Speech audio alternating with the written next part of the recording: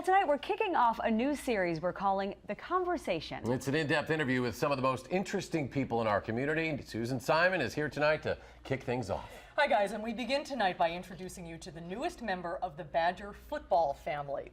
He has been the head coach of the Badger football team since 2006, and for most of those years, Bret Bielema was the most eligible bachelor in Madison. That all changed when he met a beautiful young woman from Florida. I sat down recently for a conversation with the new Mrs. Bielema.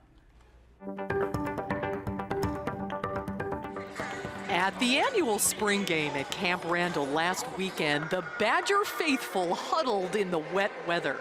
But watching the pregame from high above the field and later cheering the team on the field was Bret Bielema's biggest fan, his wife, Jennifer. 7 weeks ago, the 42-year-old coach and his 27-year-old bride got married after a 4-year courtship. We sat down for a conversation with Jen Bielema at the couple's home in Fitchburg. Congratulations. Thank you so much. You're a newlywed. How does it feel to be married? It's amazing. The wedding was spectacular. It was everything and anything that I could have ever imagined, and it's kind of everything is just so surreal right now. So how did you meet Bret? We met in Las Vegas at the Wynn Casino. I was with my best friend and her boyfriend at the time, and he kind of came up in small talk conversation, where are you from, what brings you to Vegas?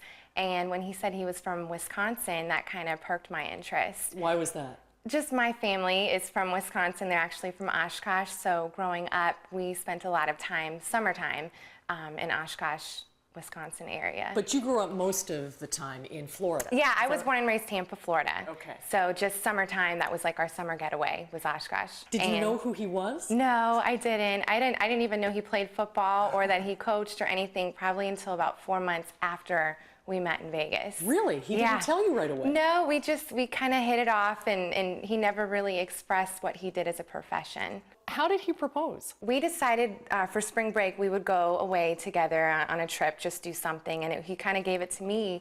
You know, you plan this trip, and we decided at least together on a cruise, and it was the first night we were at dinner, kind of waiting for our table, and he started talking about us and our past, and that he didn't want to be without me in the future, and he got teary-eyed and got down on his knee and proposed. Were you shocked? Were you surprised? I had no idea. Is he a romantic guy? He is. He's so romantic.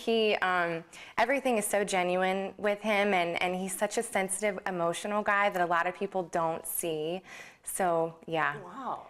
You know, he was a bachelor for a long time. Oh, he was. Did you ever wonder about that or think about that?